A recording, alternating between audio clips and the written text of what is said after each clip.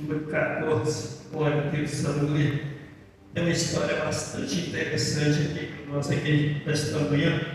Eu quero compartilhar com os irmãos aqui. Livro de 2 Crônicas, no seu capítulo 14, a partir do versículo 1, eu devo ler aqui até o versículo de número 11, diz assim: E Abias dormiu com seus pais no sepultário na cidade de Davi, e Asa, seu filho, reinou em seu lugar. Nos seus dias esteve a cidade em quase 10 anos. E Asa fez o que era bom e reto aos olhos do Senhor seu Deus, porque tirou os altares dos deuses estranhos e os altos, e quebrou as estátuas e cortou os bosques, e mandou Judá que buscasse ao Senhor, Deus de seus pais, que observasse a lei e o mandamento. Também tirou de todas as cidades de Judá os altos, as imagens do sol, e o rei esteve quieto diante dele. Edificou cidades fortes em Judá, porque a terra estava quieta, e não havia guerra contra ele naqueles anos, porquanto o Senhor lhe dera repouso. Disse, pois, a Judá: edifiquemos esta cidade e cerquemos de muros, torres, portas e ferrolhos, enquanto a terra ainda está quieta diante de nós, pois buscamos ao Senhor nosso Deus, buscamos-lo, e Deus nos repouso em redor. Edificaram, pois, e prosperaram. Tinha, pois, Asa um exército de 300.000 de Judá, que traziam pavês doces, e 280.000 de Benjamim, que traziam escudos e atiravam de arco. Todos estes eram varões valentes. Glória a Deus. Eu vou dar uma paradinha aqui. Glória a Deus. Depois a gente dá sequência aqui. Glória a Deus. Eu me lembro. Abias, seu pai veio falecer, e Asa, então ele entra para tomar posse e entra para reinar a favor do povo de Israel. Glória a Deus, aleluia. A Bíblia vai dizer que o pai de Asa, ele fez tudo que não devia na casa do Senhor, colocou tudo que não edificava, que não acrescentava, tudo aquilo que não era de agrado dos olhos do Senhor, o pai dele colocou no templo do Senhor. E interessante que o seu pai reinou por apenas 3 anos. Durante esses 3 anos de reinado, Abias vai ter 14 esposas, 22 filhos, 16 filhas, ou seja, ele entrou no reinado com algumas outras intenções, menos de servir ao Senhor. E nós vamos ver que quando Asa ele entra quando ele toma posse do trono, a primeira coisa que Asa então ele se atenta em fazer é verdadeiramente colocar a casa do Senhor em ordem. Nós vemos que tudo aquilo que não agradava a Deus, tudo aquilo que não edificava, tudo aquilo que afastava a presença de Deus na casa do Senhor, então ele entrou com providência e ele tirou tudo. E aí nós vamos ver que a partir do momento que ele toma uma atitude, uma decisão de tirar tudo e colocar a casa do Senhor em ordem, nós vamos ver que a Bíblia vai dizer que a cidade, a terra, ela ficou em paz por 10 anos. 10 anos ali não houve guerra, não houve perseguição, não houve nada, porque Deus estava no controle, Deus estava ali, mas durante esses 10 anos ele não ficou parado. Ele vai dizer que vamos cercar a cidade, vamos fazer o muro, vamos fechar as brechas, vamos edificar aqui, porque ele tinha certeza que mais cedo ou mais tarde o adversário se levantaria contra ele, né? E assim é interessante, trazendo para os dias de hoje, às vezes a pessoa está lá no mundo, lá aparentemente está tudo tranquilo, mas quando ele aceita Jesus, ele espera que as coisas vão melhorar, realmente vai melhorar, mas às vezes você passa por um processo, né? Vem um processo. E durante esse processo, a gente tem que estar se preparando, né? Nós vamos buscar o Senhor, e muitas vezes, na hora de buscar o Senhor, nós precisamos tirar alguma algumas coisas da nossa vida, como fez aqui o rei Asa, que foi tirando as idolatrias, mentira, o engano, a falsidade, aquilo que não era da vontade do Senhor. Nós temos que abrir mão de muitas coisas, às vezes, que o mundo nos oferece, que aparentemente, às vezes, até é prazeroso, agrada a carne ali, mas não edifica, não ajuda nada espiritualmente, né? Então nós vamos ver que ele tirou os impedimentos. Uma vez que nós aceitamos Jesus na nossa vida como único e suficiente Salvador, nós temos que abrir mão de muitas coisas, às vezes. Aquilo que nós fazíamos que era prazeroso à carne, a gente começa a dispensar aquelas coisas e começa a edificar o templo do Senhor. A Bíblia vai dizer em 1 Coríntios 3, 16, 17, que o nosso corpo é templo de Deus. E eu acho interessante que Deus pega pesado, porque diz assim: aquele que destruir a casa de Deus, Deus também o destruirá, né? Mas Deus é maravilhoso, Ele nos avisa antes. E aí nós vamos ver que Asa, então ele organiza a casa, ele coloca as coisas em ordem. Mas nós vamos ver aqui, até onde eu parei a leitura, nós vamos ver que ele tinha um exército razoavelmente até tranquilo, porque ele tinha um exército de aproximadamente 500 mil pessoas, né? 580, 200 mais 280, 580 mil soldados.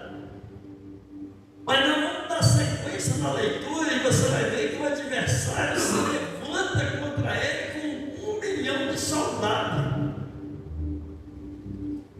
Às vezes nós achamos que estamos bem espiritualmente, mas o adversário, às vezes, sabendo da situação, ele se prepara superiormente para nos afrontar.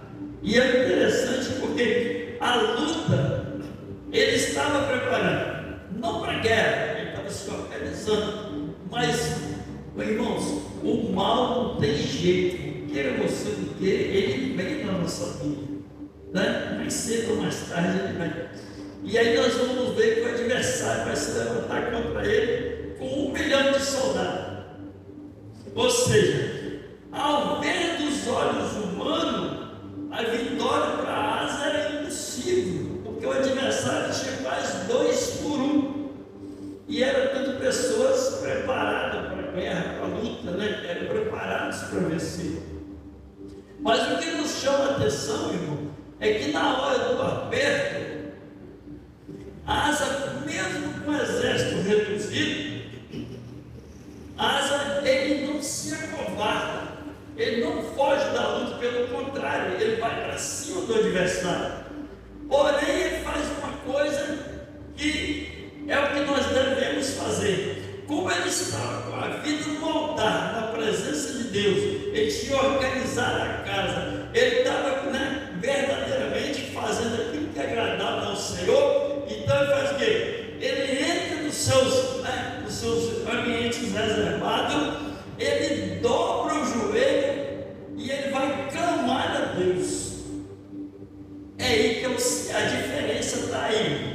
A diferença não está naquilo que eu posso fazer, o que você pode, mas naquele que pode fazer por mim e por você. Porque tem certa situação nas nossas vidas que às vezes nós vamos até conseguir superar, mas tem coisas que às vezes nós não vamos superar. Às vezes a pessoa recebe a notícia aí de uma enfermidade que, ao ver dos olhos humanos, não tem cura, não tem solução. Às vezes vem um problema que você acha que não vai conseguir resolver, mas a Bíblia vai nos dizer que, lá em Êxodo 14, que quem peleja a nossa luta, quem vence as nossas batalhas, algumas somos nós, mas na maioria, se Deus não estiver no controle, na direção, na frente, às vezes fica difícil de nós vencermos, né? Nós vamos ver que o povo de Israel saiu numa peleja contra Aias, uma cidadezinha pequenininha, menosprezaram o adversário, porém Deus não foi com eles. E quando voltaram com a derrota, foram questionar para Deus. Ele disse: mas Senhor, por quê? Aí Deus falou assim: tem pecado, tem transgressão, tem algo dentro do povo de Israel aqui que não está me agradando, e assim eu não consigo operar. E aí nós vamos ver a situação daquele, acho que é Acã, se não me falha a memória, né? Deus mostrou o pecado, e para poder tirar o pecado, houve consequência, houve sacrifício, né? Toda a família, todos os seus bens foram ali aniquilados. Nós temos que muitas vezes aniquilar o pecado na nossa vida. É o único que impede o agir de Deus na minha e na sua vida. A Bíblia vai dizer em Isaías 59, 2 que o pecado separa o homem de Deus, faz uma separação.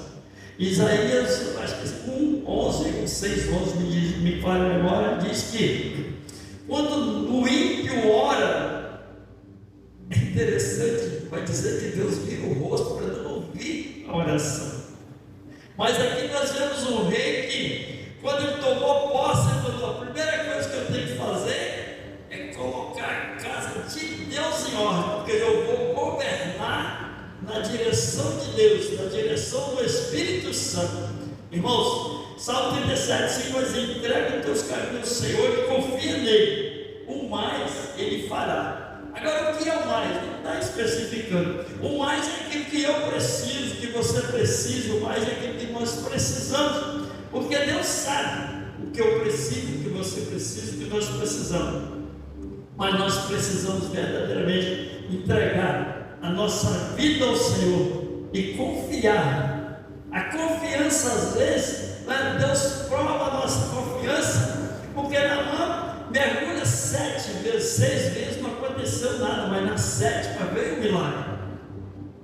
Confie no Senhor, com certeza nós não vamos nos frustrar, nós não vamos nos decepcionar. E quando nós vemos aqui o rei Asa, nós vamos ver que ele, com um número reduzido de soldados, ele não se acovardou, porque ele cria no Deus que ele servia. Confiança, acreditar. Ele vai dizer: eu sei que eu não posso. Ele vai dizer na oração, ele diz: Senhor, eu sei que para ti, Senhor, tanto faz ajudar o forte ou o fraco, o grande ou o pequeno, para o Senhor não faz diferença. Agora a diferença é que o rei Asa tinha Deus com ele, era um exército menor, mas existia um Deus poderoso com ele. O rei, o etíope, ele tinha um exército maior, mas ele estava confiando em carro, cavalos e em homens. Ele não estava confiando no Deus Todo-Poderoso. E quem venceu essa peleja não foi o rei Asa, mas foi Deus quem venceu e deu a vitória para ele. Eu acho interessante, irmão, porque a Bíblia vai dizer que Deus não mudou. Ele é o mesmo de ontem, hoje e será o mesmo para sempre. Às vezes, eu sempre repito, às vezes, irmão, quem tem que mudar sou eu e você. Colocar nossa vida no altar, confiando no Senhor, e verdadeiramente, se Ele fizer, Ele é Deus. Se Ele não fizer, irmão, Ele continua sendo Deus do mesmo jeito. E nós vamos ver, aleluia, Jesus, está certo? Glória a Deus. Nós vamos ver, irmão, que todas as vezes, irmão, que nós dobramos o nosso joelho, que nós colocamos a nossa causa perante o Senhor, irmão, nós temos vitória. Nós vemos testemunhos, relatos, contos, seja lá como for, mas nós vemos resultado. E o resultado possível, o homem faz, mas o impossível é aquele que Deus faz. E Deus, Ele continua fazendo o sobrenatural acontecer. E nós vamos ver, queridos e amados irmãos, que ele diz assim na oração: e Asa clamou ao Senhor seu Deus, ele diz: Senhor, nada para ti é ajudar, quero poderoso, quero de nenhuma força, ajuda-nos, pois, Senhor nosso Deus, porque em ti confiamos e no teu nome viemos contra esta multidão. Senhor, tu és o nosso Deus, não prevaleça contra ti o homem. E eu quero encerrar aqui, não é muito falar que Deus vai operar. Eu quero encerrar aqui no livro de Aleluia Jesus, Deuteronômio 28, capítulo de número 7, que vai dizer assim: o Senhor entregará os teus inimigos que se levantarem contra ti, feridos diante de ti. Por um caminho sairão contra ti, mas por 7 caminhos fugirão diante de ti. A promessa de Deus para o povo separado e escolhido que o recebe não é vida boa, não, mas é vida de vitória, é vida de bênção, vida de prosperidade, é vida de paz, é uma vida regada na presença do Senhor. As promessas de Deus é para que o povo desfrute do melhor ainda nessa terra. Mas a maior promessa de Deus é a salvação. Jesus veio, morreu, derramou o sangue na cruz do Calvário, por mim e por você, para que nós alcancemos a nossa salvação. Vida eterna nós vamos ter, ou no inferno ou no céu, mas nós queremos ir para o céu. Glória a Deus, aleluia, Jesus. Nós queremos desfrutar na cidade santa celestial, aonde Deus tem o melhor para mim. A Bíblia vai dizer que Jesus disse assim: eu vim para que nenhum se perca, mas que todos se salvem. Jesus não quer que ninguém se perca, que ninguém vai tomar uma direção errada do seu caminho.